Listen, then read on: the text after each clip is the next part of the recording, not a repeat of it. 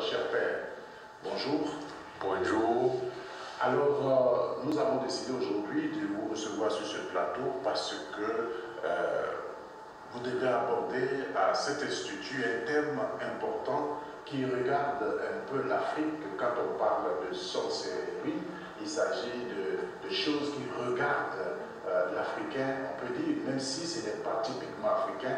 Mais chez nous ici, la sorcellerie a pris une certaine ampleur, tel point que quand on parle de sorcellerie, on a des craintes, on a aussi des besoins. Alors, vous avez décidé de parler de sorcellerie dans un colloque qui a pour thème la foi chrétienne face à la sorcellerie. Quelle perspective théologique et pastorale pour l'Église sociale africaine? Alors, mon père, pourquoi est-ce que vous décidez comme ça de parler de sorcellerie? Merci beaucoup, Père Augustin. Le thème de la sorcellerie est un thème d'actualité en Afrique et vraiment dans le monde entier. Suite aux demandes de quelques paroissiens et surtout en regardant de la situation réelle, nous avons jugé bon, lors de notre 7e colloque international, d'aborder ce thème sur la sorcellerie. Effectivement, ça va se dérouler du 5 au 6 avril chez nous à l'ICMA, qui se trouve bien sûr à Bobo. L'Institut catholique missionnaire d'Abidjan se trouve entre la gare de Sotra d'Abobo et la nouvelle gare. Et le but principal de ce thème, c'est vraiment aider nos chrétiens et même toutes les personnes de la bonne volonté à comprendre davantage la sorcellerie pour pouvoir surmonter la peur qui est autour de la sorcellerie. Alors, nous reviendrons de long en large sur ce thème-là. Bon, vous avez parlé de l'ICMA. Pour nos téléspectateurs qui nous regardent, on parle de l'ICMA, c'est l'Institut catholique missionnaire d'Abidjan. Alors, l'ICMA, c'est quel institut? Savez-vous qui exactement? Bon, l'ICMA, c'est un institut missionnaire catholique d'Abidjan.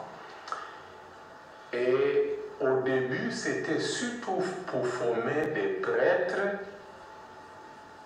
pour la mission. Pour le moment, nous sommes en train de grandir les champs d'activité à l'ICMA. Nous avons plusieurs programmes. Premier programme, c'est ce que nous appelons les programmes des premières phases de la philosophie.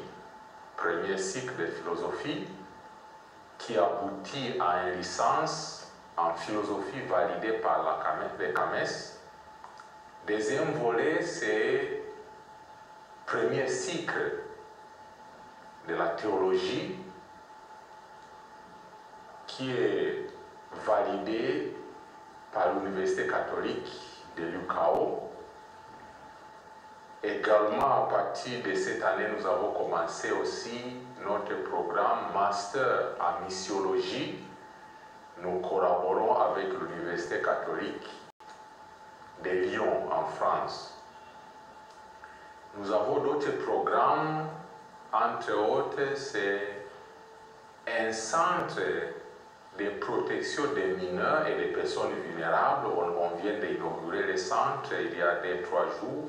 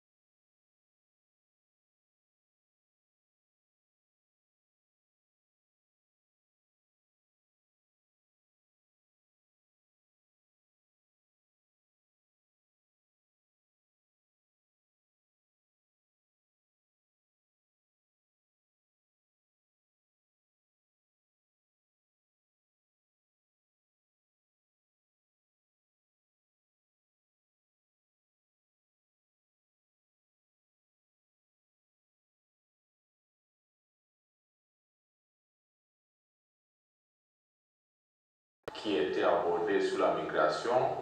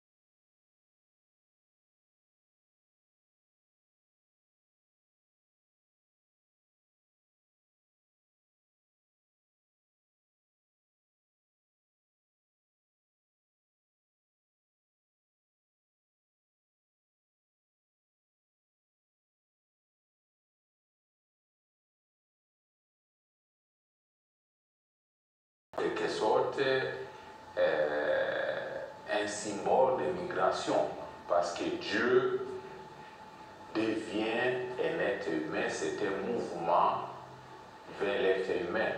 Et aussi le retour de Jésus au sein de son Père, c'est un autre mouvement aussi migratoire. Quand vous parlez, nous n'allons pas aborder ce thème aujourd'hui, il est déjà passé, mais pour nos téléspectateurs qui nous regardent, qui n'ont pas participé à ce colloque, nous, quand on parle de migration, aujourd'hui, on voit ceux qui traversent les mers pour aller de l'autre côté en Europe. Et par rapport à cela, succinctement, qu'est-ce que sur le plan pastoral, ce colloque-là a apporté? En tout cas, il y avait eu plusieurs solutions proposées, mais en résumé, c'était conscientiser tout le monde d'être impliqué. Parce que lorsque nous travaillons en réseau, nous pouvons faire beaucoup de choses. Donc, le but, c'est vraiment inviter les gens, toutes les personnes de bonne volonté, de collaborer en réseau à tous les niveaux, vraiment de diminuer l'impact des migrations. Je me rappelle, par exemple, dans notre maison généraliste à Rome, on a accepté l'invitation des papes d'accueillir les migrants. Donc, depuis il y a plusieurs années, il y a toujours les migrants dans la communauté, au moins 2, 3. Parce que même au sein de la maison du pape, il a accueilli aussi les migrants musulmans. Donc, c'est vraiment conscientiser tout le monde qu'on peut faire quelque chose. Et on peut même dire, nous sommes tous migrants. D'accord, nous sommes tous migrants. Vous en avez débattu l'année dernière et cette année, vous relancez un colloque maintenant sur le thème de la sorcellerie. Alors, qui est sorcier? Le sorcier, c'est défini comme le sorcier. C'est qui? Souvent, on nous dit que tous nous sommes sorciers. Bon, peut-être que c'est en élargissant le thème, mais qui est sorcier en tant que tel? Bon, merci beaucoup, Père, pour la question. Effectivement, je ne peux pas donner une réponse exhaustive parce que le but même de ce colloque, c'est vraiment faire un échange systématique et systémique sur cet aspect de sorcellerie pour éviter des jugements hâtifs sur tel et tel sorcier sans des preuves. Donc, ce colloque va nous aider à étudier au point de vue anthropologique lorsque l'être humain entend un sorcier, comment il réagit et comment peut-être plus ou moins justifier, oui, c'est un cas de sorcellerie, parce qu'on peut aussi nous tromper. Au Burkina Faso, il y a beaucoup de vieilles mamans accusées d'être sorcières, en effet, ne le sont pas. Donc, c'est effectivement le but de ces colloques, c'est clarifier toutes ces questions. Et il y aura d'autres axes qui vont aussi analyser au point de vue biblique. Il y aura même un expert en islam qui va regarder les problèmes de sorcellerie en islam, dans le Coran et aussi dans les hadiths. Également, nous allons aborder au point de vue théologique beaucoup de temps pour regarder les problèmes dans le contexte pastoral. Et la majorité des intervenants, ce sont des pasteurs, des laïcs engagés. Il y aura même un sorcier converti qui va partager de l'intérieur. Merci beaucoup. Vous savez, les gens aujourd'hui, ce qu'ils attendent, parce qu'ils veulent savoir qui est sorcier pour ne pas aller dans la même direction que cette personne ou fréquenter cette personne. Je vous ai posé la question de savoir qui est sorcier, parce qu'aujourd'hui, il suffit de vieillir un peu mal et d'être denté, d'avoir un peu une certaine laideur pour qu'on tasse de sorcier ou de sorcière. Il suffit simplement que nos mamans-là aient des visages un peu froissés et qu'elles soient toujours tranquilles dans leur maison pour qu'on dise qu'elles sont sorcières. Et je pense qu'aujourd'hui, ce colloque-là peut aider les gens à vraiment identifier, voir qui est sorcier et aussi comment, parce que c'est un combat.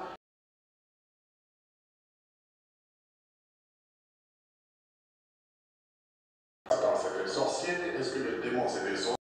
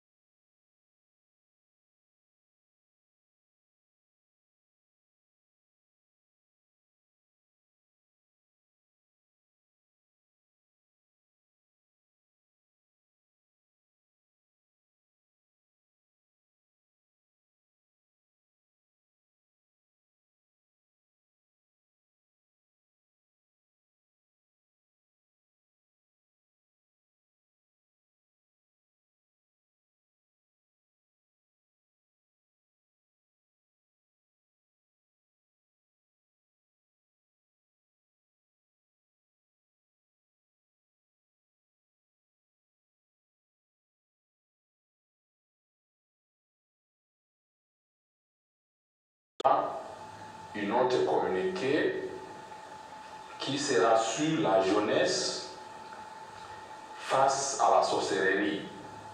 Ce thème sera abordé par le docteur Marie-Thérèse Mengue, qui est sociologue, qui enseigne au Cameroun. Il y aura également le père Boniface Kwasi, qui est docteur en philosophie et docteur en théologie, qui enseigne toujours à l'ICMA. Lui, il va aborder la sorcellerie, compréhension et évaluation dans les temps et espace. Donc, en quelque sorte, il va creuser là-dedans. Avant d'aborder le deuxième axe, quand on vous écoute, on a l'impression que ce thème-là, c'est ceux qui seront invités, c'est la crème intellectuelle. Parce que vous parlez de systémique et de, je ne sais pas quoi, la deuxième vous avez dit, systémique et vous avez utilisé deux termes là. Systémique qui est systématique. Voilà, vous avez utilisé ces deux termes. Et cette réflexion, ceux qui nous écoutent, ils s'attendent à arriver là-bas et à savoir qui est sorcier et comment faire pour ne pas que les sorciers puissent nous attaquer, nous manger et tout ça. Alors vous avez des philosophes qui ont venu parler, c'est bien. C'est bien, mais est-ce que ces fidèles, ces téléspectateurs auront la nourriture nécessaire ou bien c'est un colloque qui est réservé aux intellectuels? Tous les intervenants vont assurer que la façon d'aborder, c'est vraiment pour les gens ordinaires, pour les chrétiens ordinaires. D'ailleurs, la majorité des intervenants, malgré leur champ d'expertise, ce sont des prêtres, des pasteurs, des sœurs et d'autres laïcs engagés, également, comme je disais, aussi les gens qui ont vécu, qui sont tombés dans les fléaux des sorcelleries. Donc c'est vraiment quelque chose pratico-pratique. Ça ne sera pas au niveau intellectuel. D'accord, le deuxième axe maintenant. Voilà, le deuxième axe sera théologique. Là, il y aura professeur Temeli Boa Timéry Boa qui enseigne à l'université Félix Houphouët-Boigny, qui va aborder la réalité de la sorcellerie au point de vue théologique. Il y aura également l'épée Onoja qui est expert en islam. Lui va nous aider à éclairer ces thèmes pour bénéficier aux téléspectateurs ou bien aux participants musulmans. Lui, il a fait vraiment une spécialité sur l'islam, donc partant des hadiths et du Coran.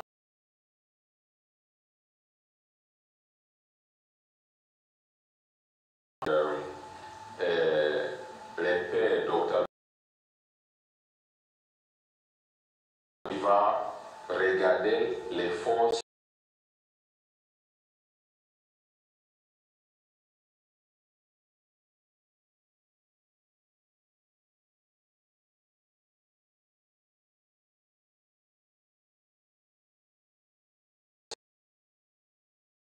c'est vraiment là, si on peut dire, la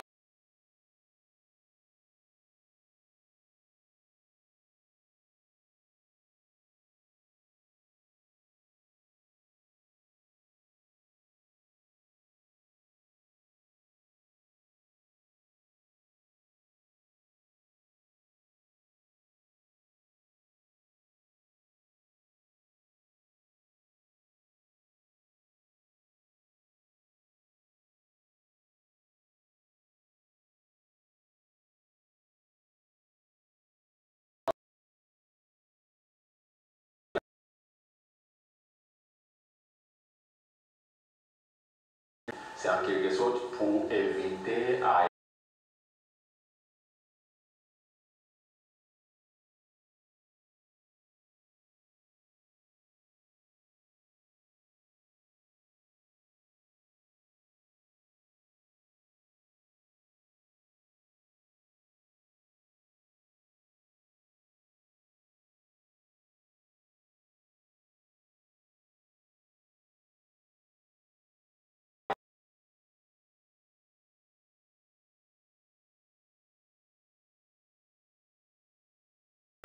démythiser